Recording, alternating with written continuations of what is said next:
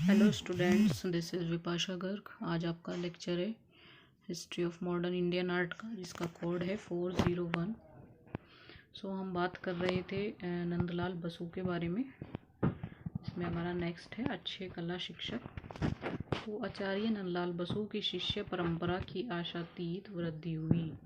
तो वह एक अचल और अच्छे कला शिक्षक थे, जो अपने और विद्यार्थियों के मध्य दूरी लगभग नहीं के बराबर रखते थे। यही कारण था कि वे एक लोकप्रिय शिक्षक रहे।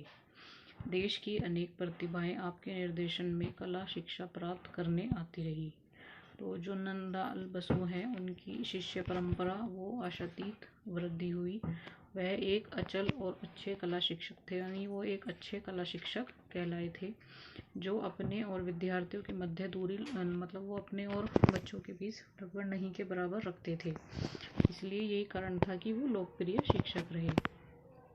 देश की अनेक प्रतिभाएं आपके निर्देशन में कला शिक्षा प्राप्त करने आती रही। मतलब देश की जितनी भी अनेक प्रतिभाएं थी, वो उनके निर्देशन में कला शिक्षा प्राप्त करने आती रही। नंदलाल बसु स्वयं अमूर्त कला को अधिक पसंद नहीं करते थे, किंतु वे अपने शिष्यों को उनकी पूर्ण स्वतंत्र शैली को अपनाने के लिए प्रेरित करते थे। मतलब नंदलाल बसु जो थे, वो स्वयं अमूर्त कला को पसंद नहीं करते थे, किंतु उनके जो शिष्य थे उनको उन्होंने पूर्ण स्वतंत्रता दी हुई थी कि वो पूर्ण स्वतंत्र शैली अपना सके। वे प्रत्येक विद्यार्थी को उनके जन्मदिन की खुशी में नया कार्ड बनाकर देते थे। उसमें नेक्स्ट है स्वाधीनता आंदोलन में सक्रिय भूमिका, यानी स्वाधीनता आंदोलन में उनकी क्या भूमिका रही है, वो कैसे सक्रिय रहते थे। नंदलाल बसु गांधी जी से अत्यधिक प्रभावित थे। नंदलाल बसु जो थे वो गांधी जी से प्रभावित थे। उन्होंने तुलिका के साथ साथ आवश्यकता पड़ने पर तिरंगा भी हाथ में लिया। मतलब तुलिका के साथ साथ उन्होंने जब भी ज़रूरत पड़ी तो वो तिरंगा भी उन्होंने हाथ में लिया था।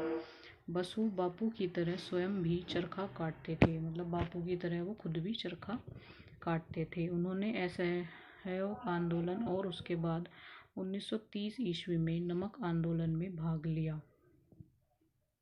इसी वर्ष का उनके द्वारा चित्रित चित्र दंडी कुछ उनके श्रेष्ठ चित्रों में गिना गया। तो नंदलाल बसु जी जो थे वो अत्यधिक प्रभावित थे। इन्होंने तुलिका के साथ साथ आवश्यकता पड़ने पर तिरंगा भी हाथ में लिया था। मतलब जब उनको ज़रूरत पड़ती थी वो तब लिया था, वैसे नहीं। बसु बापू की तरह स्वयं भी चरखा काटते थे। मतलब बापू की तरह जैसे गांधी जी चरखा काटते थे, उन्होंने स्वयं भी चरखा काटा। उन्होंने असहयोग आंदोलन और उसके बाद 1930 ईस्वी में नमक आंदोलन में भाग लिया। उन्होंने असहयोग आंदोलन और उसके बाद 1930 ईस्वी में नमक आंदोलन में भाग लिया। इसी वर्ष का उनके द्वारा चित्रित चित्र दंडी कुछ उनके श्रेष्ठ चित्रों में गिना गया है ना। इसी वर्ष का जो उन्होंने चित्रित किया था, मतलब 1930 का ही उन्होंने चित्रित किया था दंडी कुछ, तो उनके श्रेष्ठ चित्रों में गिना गया। आपने लखनऊ के कांग्रेस अधिवेशन में छात्रों के साथ मिलकर भारत कला प्रदर्शनी आयोजित की। इन्होंने लखनऊ के जो कांग्रेस अधिवेशन है उसमें छात्रों के साथ मिलकर इन्होंने भारत कला प्रदर्शनी आयोजित की थी। वह पुनः 1937 ईस्वी में फैजपुर कांग्रेस अधिवेशन में मंच पर तोरण की सज्जा की, है ना। और 1937 में इन्होंने फैजपुर कांग्रेस अधिवेशन में मंच पर तोरण की सज्जा की।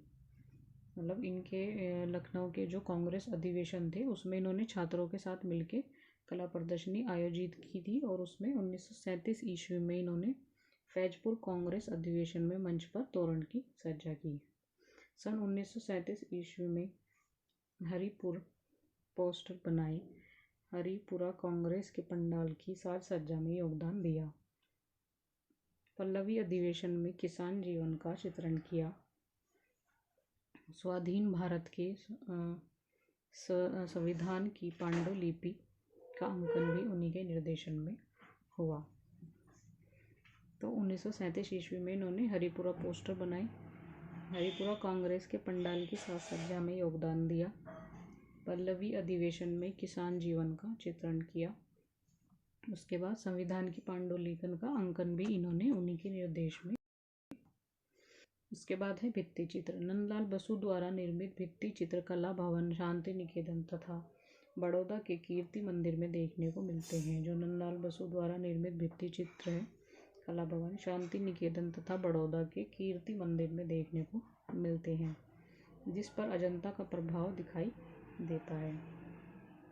सन 1916 से 17 ईस्वी में वैज्ञानिक जगदीश चंद्र बसु के निमंत्रण पर कोलकाता के पैतृक निवास पर सुरेंद्र नाथ के साथ मिलकर भित्ति चित्र बनाए। ठीक है, तो इनके द्वारा जो भित्ति चित्र था कला भवन, शांति निकेतन तथा बड़ौदा के कीर्ति मंदिर में देखने को मिलते हैं। मतलब इन्होंने जो भित्ति चित्र बनाए थे वो कहाँ पे मिलते हैं? कला भवन, शांति निकेतन और बड़ौदा के कीर्ति मंदिर में। ठीक है, जिस पर अजंता का प्रभाव दिखाई देता है। उसके बाद 1916 से 17 में ईस्वी में वैज्ञानिक जगदीश चंद्र बसु के निमंत्रण पर कोलकाता के पैतृक निवास पर सुरेंद्र नाथ के साथ मिलकर भित्ति चित्र बनाए। सन 1921 में बाघ गुफाओं के चित्रों की अनुकृति की। 1921 में इन्होंने बाघ गुफाओं के चित्रों की अनुकृति की। शांति निकेतन में पुरातन पुस्तकालय भवन की दीवारों पर सुसज्जित किया। शांति निकेतन में फिर इन्होंने पुरातन पुस्तकालय भवन की दीवारों पर सुसज्जित किया। 1928 में शांति निकेतन में हल कृष्ण उत्सव की स्मृति में इतावली भित्ति चित्र शैली में एक विशाल भित्ति चित्र बनाया, जो श्रद्धा, उत्साह और भारतीय ग्रामीण संस्कृति का परिचायक है। 1928 में शांति निकेतन में हल कृष्ण उत्सव की स्मृति में इतावली भित्ति चित्र शैली में इन्होंने एक विशाल भित्ति चित्र बनाया था, जो कि उत्साह, श्रद्धा, भारतीय ग्रामीण संस्कृति का परिचायक है। नेक्स्ट है कला लेखन। बसु ने चित्र सर्जन के साथ साथ कला लेखन में भी सक्रिय योगदान दिया। इन्होंने चित्र सर्जन के साथ साथ कला लेखन में भी सक्रिय योगदान दिया। शिल्प कला, रूपावली एवं शिल्प कथा या चर्चा उनकी मुख्य रचनाएं हैं। शिल्प कला, रूपावली और शिल्प कथा या चर्चा इनकी मुख्य रचनाएं हैं। सन 1944 ईस्वी में शिल्प कथा ग्रंथ में आपने 10 कला लेखों का समायोजन किया है, जिसके अंतर्गत चित्रों के प्रकार, चित्र के मानदंड, रंग आदि से संबंधित उल्लेख है। तो बसु ने चित्र सर्जन के साथ साथ कला लेखन में भी सक्रिय योगदान दिया। शिल्प कला, रूपावली एवं शिल्प कथा या चर्चा उनकी मुख्य रचनाएं हैं।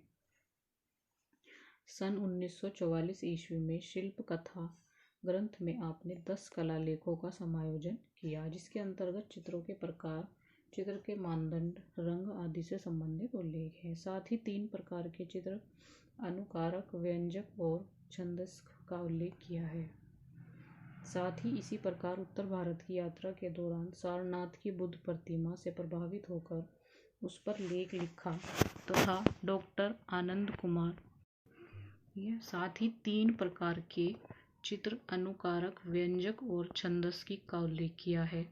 साथ ही इसी प्रकार उत्तर भारत की यात्रा के दौरान सारनाथ की बुद्ध प्रतिमा से प्रभावित होकर उस पर लेख लिखा तथा डॉक्टर आनंद कुमार स्वामी के साथ myths and legends of Hindus and Buddhist ग्रंथ लिखा और उसकी सज्जा की। ठीक है, तो इन्होंने उत्तर भारत की यात्रा भी की थी। उसके दौरान बुद्ध सारनाथ की जो बुद्ध प्रतिमा है उससे प्रभावित होकर इन्होंने लेख लिखा था और डॉक्टर आनंद कुमार स्वामी के साथ myths and legends of Hindus and Buddhist ग्रंथ लिखा और उसकी सज्जा की। ठीक है, ये मेन चीज़ है, ये आपको याद रखनी चाहिए। जैसे इन्होंने किस पर लिखा था, किससे प्रभावित होकर लिखा था, है ना।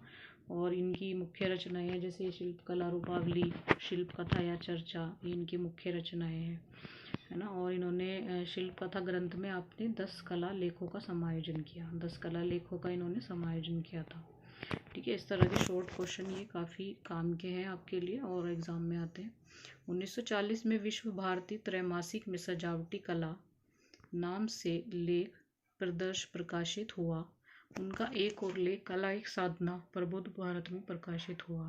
1948 में देश में शिल्प गुरु अवनींद्रनाथ ठाकुर लेख प्रकाशित हुआ।